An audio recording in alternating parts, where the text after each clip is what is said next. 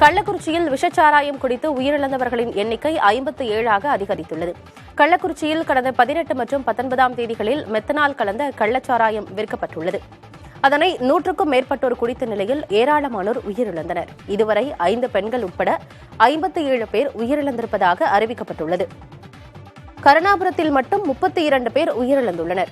155 பேர் பல்வேறு மருத்துவமனைகளில் சிகிச்சை பெற்று வருகின்றனர். கள்ளக்குறிச்சி மருத்துவமனையில் 108 பேரும், சேலம் மருத்துவக் கல்லூரி மருத்துவமனையில் 30 பேரும், விழுப்புரம் மருத்துவக் கல்லூரி மருத்துவமனையில் 4 பேரும் சிகிச்சை பெற்று வருகின்றனர். புதுச்சேரி ஜிப்மர் மருத்துவமனையில் அனுமதிக்கப்பட்ட 20 பேரில் 3 பேர் உயிரிழந்த நிலையில் 9 பேர் சிகிச்சை முடிந்து குணமடைந்து வீடு திரும்பியுள்ளனர். அங்கு தற்போது 8 பேர் சிகிச்சை பெற்று வருவதாக மருத்துவமனை நிர்வாகம் தெரிவித்துள்ளது.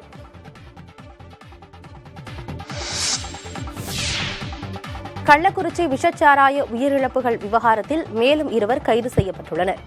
இதன் மூலம் கைதானோர் எண்ணிக்கை 12ஆக அதிகரித்துள்ளது.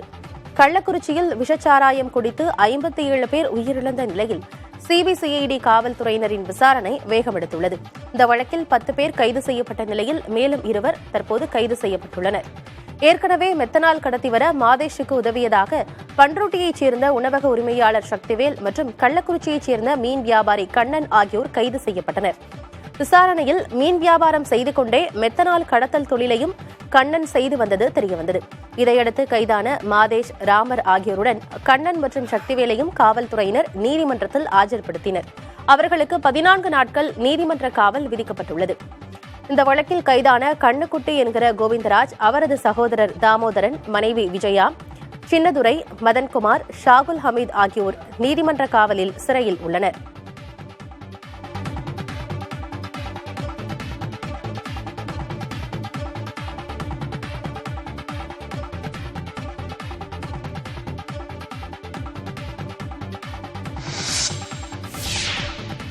கள்ளக்குறிச்சி விஷச்சாராய மரணங்கள் தொடர்பான வழக்கை சிபிஐ விசாரிக்க வேண்டும் என மத்திய நிதியமைச்சர் நிர்மலா சீதாராமன் வலியுறுத்தியுள்ளார். இச்சம்பவம் தொடர்பாக கருத்து தெரிவித்துள்ள அவர், கள்ளச்சாராயம் காய்ச்சுவோருக்கு தமிழகத்தில் ஆளும் கட்சியினர் ஆதரவாக இருப்பதாக குற்றம் சாட்டியுள்ளார். ஆளும் கட்சிக்கு தொடர்பு இருப்பதால் மாநில காவல்துறை விசாரித்தால் உண்மைகளை முழுமையாக வெளியே கொண்டுவர முடியாது என அவர் தெரிவித்தார். எனவே இதை சிபிஐ வசம் ஒப்படைக்க வேண்டும் என வலியுறுத்தினார். கூட்டணி கட்சி ஆளும் மாநிலத்தில் நடைபெற்ற சம்பவம் என்பதால் பட்டியலின மக்கள் உயிரிழந்த பின்னரும் காங்கிரஸ் கட்சி மௌனம் காப்பதாகவும் நிர்மலா சீதாராமன் குற்றம் சாட்டினார்.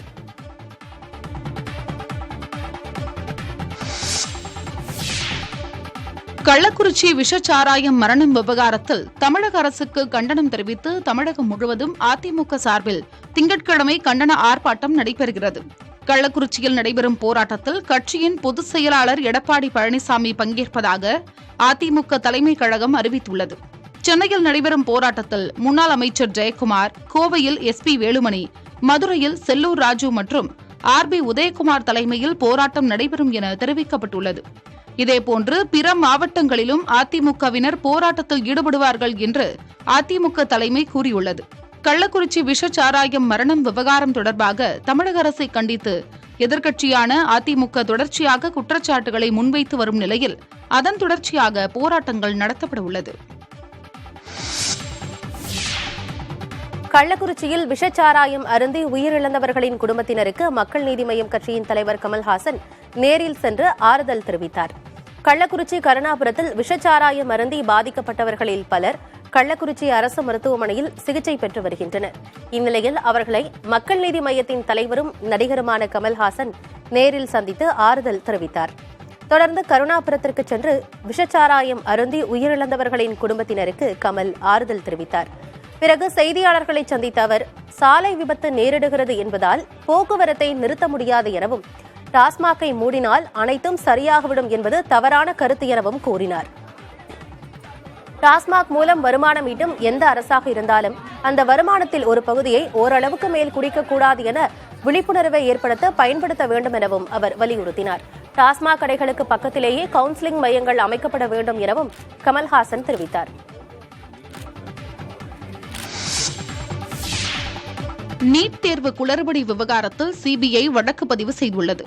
மே மாதம் நடந்த நீட் இளநிலை தேர்வில் சில ஒழுங்கீனங்கள், மோசடிகள், ஆள்மாறாட்டங்கள் நடைபெற்றதாக புகார்கள் வந்துள்ளதாகவும், எனவே அவை குறித்து விரிவாக விசாரிக்க சிபிஐ வழக்கு பதிவு செய்துள்ளதாகவும் மத்திய கல்வி அமைச்சக உயர் அதிகாரி ஒருவர் தெரிவித்தார். தேர்வு நடைமுறைகளில் வெளிப்படைத்தன்மையை உறுதிப்படுத்தும் நோக்கில் வழக்கு சிபிஐ வசம் ஒப்படைக்கப்பட்டதாகவும் அவர் தெரிவித்தார்.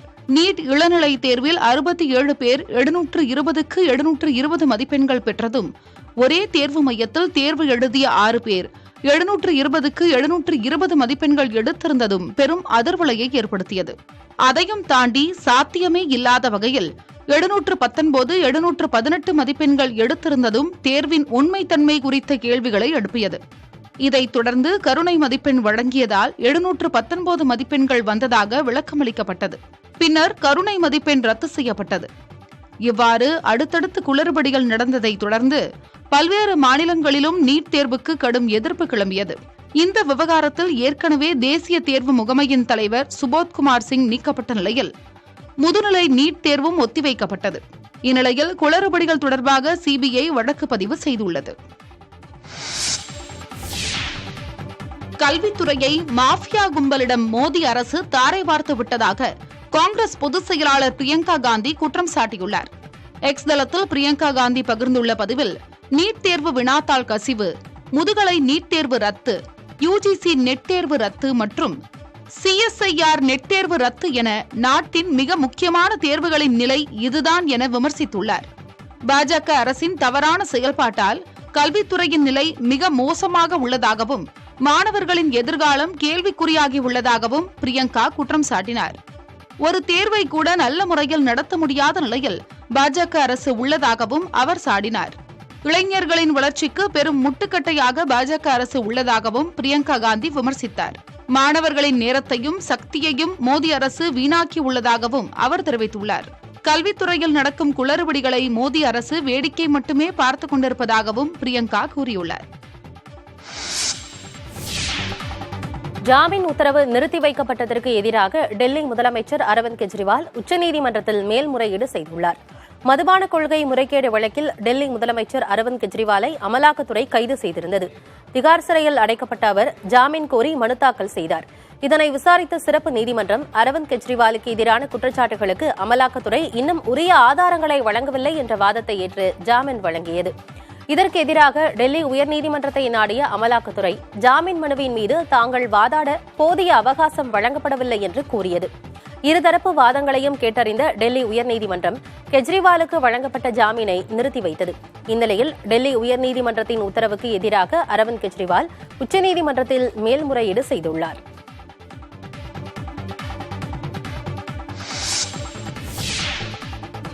பீகாரில் கட்டப்பட்டு வந்த மேலும் ஒரு பாலம் இடிந்து விழுந்த சம்பவம் அதிர்ச்சியை ஏற்படுத்தியுள்ளது. ஏற்கனவே ஆராரியாவில் பக்ரா ஆற்றின் மீது கட்டப்பட்ட பாலத்தின் ஒரு பகுதி இடிந்து விழுந்தது. அதனைத் தொடர்ந்து சிவான் மாவட்டத்தில் கால்வாய் குறுக்கே கட்டப்பட்டிருந்த பாலம் நேற்று இடிந்து விழுந்தது.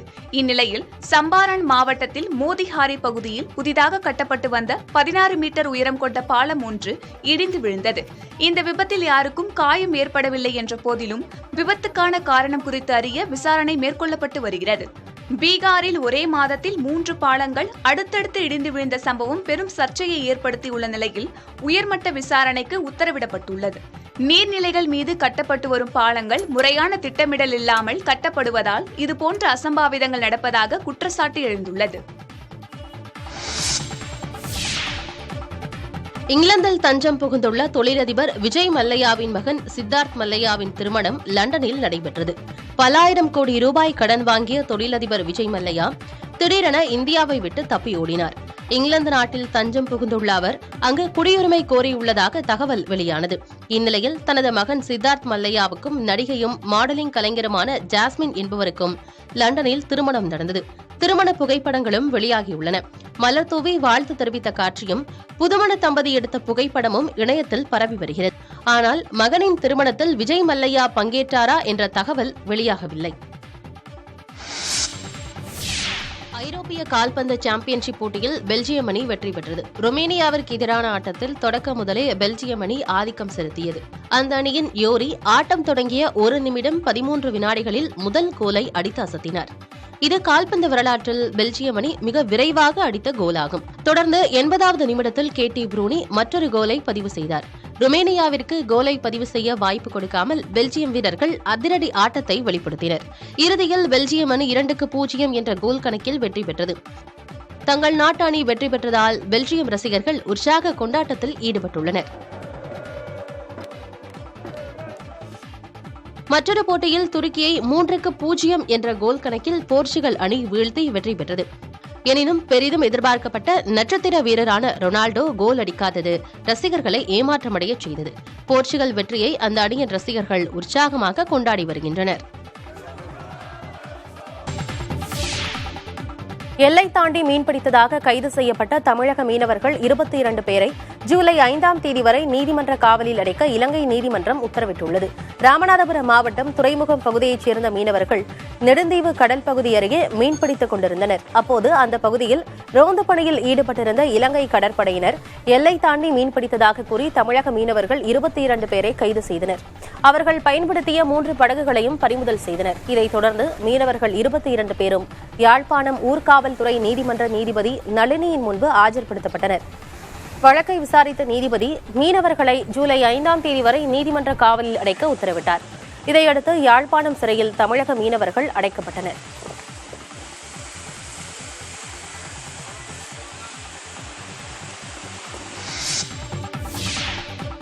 பரந்தூரில் விமான நிலையத்திற்கு நிலம் எடுப்பதற்கு எதிர்ப்பு தெரிவித்து ஆந்திராவில் குடியேறப் போவதாக அறிவித்திருந்த போராட்டத்தை நில உரிமையாளர்கள் ஒத்திவைத்துள்ளனர்.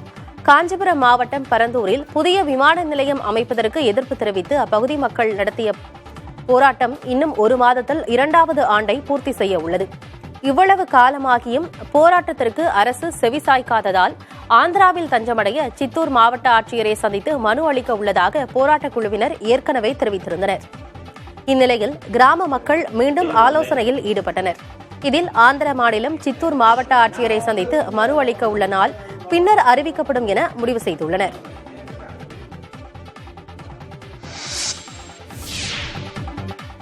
தருமபுரியில் போதைப்பொருள் ஒழிப்பு தொடர்பான விழிப்புணர்வு மாரத்தான் போட்டி நடைபெற்றது. தருமபுரி மாவட்ட காவல்துறை மற்றும் மாவட்ட தடகள சங்கம் இணைந்து பொதுமக்கள் மத்தியில் விழிப்புணர்வு ஏற்படுத்த மாரத்தான் போட்டி நடத்தினர். இதனை அந்த மாவட்ட காவல் கண்காணிப்பாளர் என் ஸ்டீபன் ஜேசுபாதம் கொடியசைத்து தொடக்கி வைத்தார். சுமார் 5 கிலோமீட்டர் தூரம் நடைபெற்ற மாரத்தான் ஓட்டத்தில் நூற்றுக்கணக்கான பள்ளி கல்லூரி மாணவர்கள் பங்கேற்றனர். இதில் வெற்றி பெற்றவர்களுக்கு பரிசு மற்றும் பாராட்டு சான்றிதழ்கள் வழங்கப்பட்டது. இதேபோல் கிருஷ்ணகிரி மாவட்டம் போச்சம்பள்ளியில் காவல்துறை சார்பில் போதை விழிப்புணர்வு பேரணி நடத்தப்பட்டது. போச்சம்பள்ளி சுற்றுவட்டார பகுதிகளில் போதைப் பொருட்கள் விற்பனையை தடுக்கும் வகையில் நடத்தப்பட்ட இந்த பேரணியில் காவலர்கள் மற்றும் சமூக ஆர்வலர்கள் என 100க்கும் மேற்பட்டோர் பங்கேற்றனர். இந்த பேரணியின் போது போதைப்பொருள் ஒழிப்பை வலியுறுத்தி பதாகைகளை ஏந்தி முழக்கங்களை எழுப்பினர்.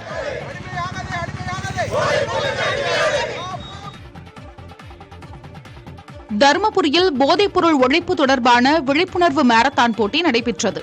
தருமபுரி மாவட்ட காவல்துறை மற்றும் மாவட்ட தடகள சங்கம் இணைந்து பொதுமக்கள் மத்தியில் விழிப்புணர்வு ஏற்படுத்த மாரத்தான் போட்டி நடத்தினர்.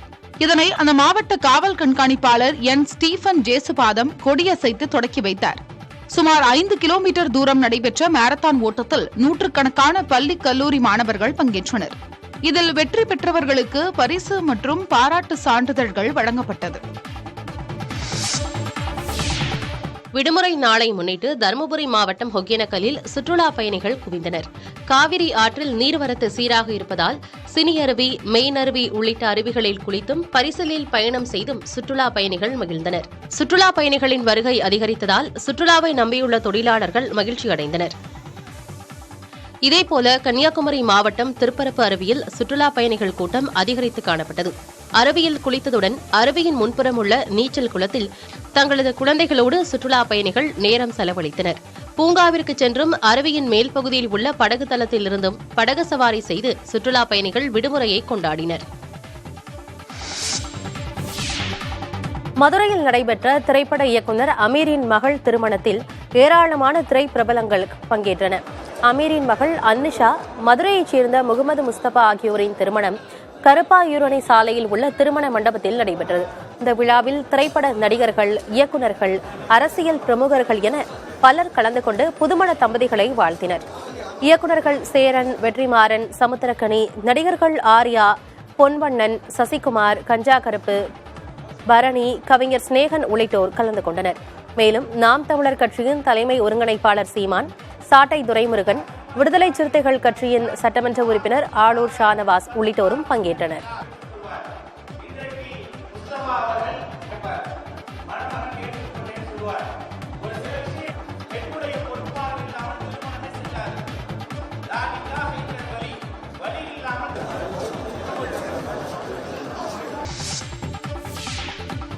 கேரளாவில் இருசக்கர வாகனத்தில் சென்ற நபர் நிலை தடுமாறி கீழே விழுந்ததில் நூலிழையில் உயிர் தப்பிய சிசிடிவி காட்சிகள் வெளியாகியுள்ளன. கோழிக்கோடு மாவட்டத்தில் இளைஞர் ஒருவர் இருசக்கர வாகனத்தில் சென்று கொண்டிருந்த போது திடீரென நிலை தடுமாறி கீழே விழுந்தார். அப்போது எதிரே வந்த பேருந்தின் ஓட்டுநர் சாதுரியமாக செயல்பட்டு வாகனத்தை சட்டென்று இடதுபுறமாக திருப்பியதால் பெரும் விபத்து தவிர்க்கப்பட்டது. மேலும் இருசக்கர வாகன ஓட்டியும் நிலை தடுமாறி கீழே விழுந்ததும் உடனடியாக எழுந்து கொண்டதால் நூலிழையில் உயிர் தப்பினார். இந்த விபத்து தொடர்பான காட்சிகள் அங்கிருந்த கண்காணிப்பு கேமராவில் பதிவாகியுள்ளன.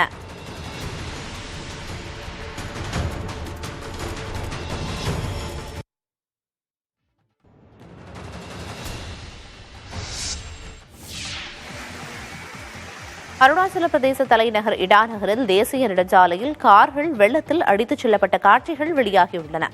வடகிழக்கு மாநிலமான அருணாச்சல பிரதேசத்தில் கடந்த சில நாட்களாக கனமழை பெய்து வருகிறது. இதனால் அனைத்து நீர்நிலைகளும் நிரம்பியுள்ள நிலையில் இடாநகரில் உள்ள NH415 தேசிய நெடுஞ்சாலையில் வெள்ள நீர் பெருக்கெடுத்து ஓடியது. மலைப்பகுதியில் அமைந்துள்ள இந்த நெடுஞ்சாலையில் சில கார்கள் வெள்ளத்தில் அடித்துச் செல்லப்பட்ட வீடியோ காட்சிகள் தற்போது வெளியாகியுள்ளன.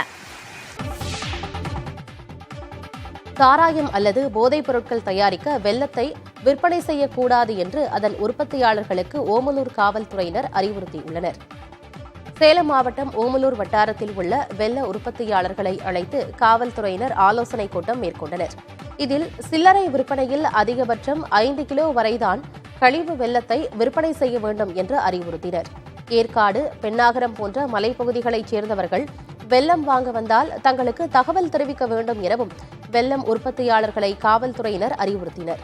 அறிவுரைகளை மீறி செயல்படும் வெள்ள ஆலைகள் மீது கடுமையான நடவடிக்கை எடுக்கப்படும் என்றும் காவல்துறையினர் எச்சரிக்கை விடுத்துள்ளனர். ரேணுகாசாமி கொலை தொடர்பாக நடிகர் தர்ஷன் மீது மரண தண்டனை விதிக்கும் பிரிவின் கீழ் காவல்துறையினர் வழக்கு பதிவு செய்துள்ளனர். கர்நாடக மாநிலம் சித்திரதுர்காவைச் சேர்ந்த ரேணுகாசாமி என்ற ரசிகரை கொலை செய்த வழக்கில் நடிகர் தர்ஷன் உட்பட 17 நபர்கள் கைது செய்யப்பட்டு பரப்பன அக்ரஹார மத்திய சிறையில் அடைக்கப்பட்டுள்ளனர். இவர்கள் மீது 9 பிரிவுகளின் கீழ் வழக்கு பதிவு செய்யப்பட்டிருக்கும் நிலையில் மரண தண்டனை விதிக்கும் பிரிவிலும் வழக்கு பதிவு செய்யப்பட்டுள்ளது தற்போது தெரியவந்திருக்கிறது. இந்திய தண்டனை சட்டத்தின் 302 பிரிவின் கீழ் வழக்கு பதிவு செய்யப்பட்டுள்ளதால் தர்ஷனுக்கு ஜாமீன் கிடைக்காத நிலை ஏற்பட்டுள்ளது. அவர் மீதான குற்றம் நிரூபிக்கப்பட்டால் அதிகபட்சமாக மரண தண்டனை அல்லது ஆயுள் தண்டனை விதிக்கப்பட வாய்ப்பு இருப்பதாக சட்ட வல்லுநர்கள் தெரிவிக்கின்றனர். சேலத்தில் காலாவதியான உணவுப் பொருட்களை உணவு பாதுகாப்பு அதிகாரிகள் அதிரடியாக பறிமுதல் செய்தனர். ஏற்காடு செல்லும் சாலையில் மத்திய சிறைச்சாலை அருகே செயல்பட்டு வரும் தின்பண்ட கடையில் காலாவதியான பொருட்கள் விற்கப்படுவதாக புகார்கள் வந்தன. இதனையடுத்து உணவு பாதுகாப்பு அதிகாரிகள் சோதனையில் ஈடுபட்டனர். அப்போது காலாவதி தேதி குறிப்பிடாமல் வைத்திருந்த உணவுப் பொருட்கள், பிளாஸ்டிக் கேரி பேக்குகள், டம்ளர்கள் மற்றும் மிக்சர், கடலை மிட்டாய், டீ தூள் உள்ளிட்ட 10 கிலோவிற்கும் மேற்பட்ட காலாவதியான பொருட்களை பறிமுதல் செய்தனர். காலாவதி பொருட்களை விற்பனைக்கு வைத்திருந்தது குறித்து கடையின் உரிமையாளர்களுக்கும் விளக்கம் கேட்டு நோட்டீஸ் அனுப்பப்பட்டது. தமிழக சட்டப்பேரவையில் மானிய கோரிக்கைகள் மீதான விவாதத்தின் போது சபாநாயகர் மற்றும் அமைச்சரிடையே வாக்குவாதம் ஏற்பட்டது. பால்வளத்துறை மீதான விவாதத்தின் போது அமைச்சர் மனோ தங்கராஜ் தன்னுடைய பதில் உரையை தொடங்குவதற்கு முன்பு பாஜக மீதான விமர்சனங்களை முன்வைத்தார்.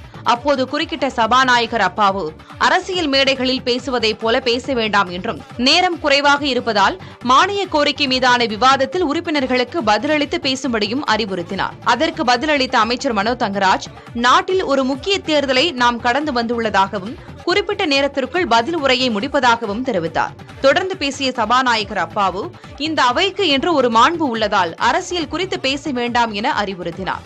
சபாநாயகர் அமைச்சரிடையில் அரங்கேறிய இந்த வாக்குவாதத்தால் சட்டப்பேரவையில் சலசலப்பு ஏற்பட்டது.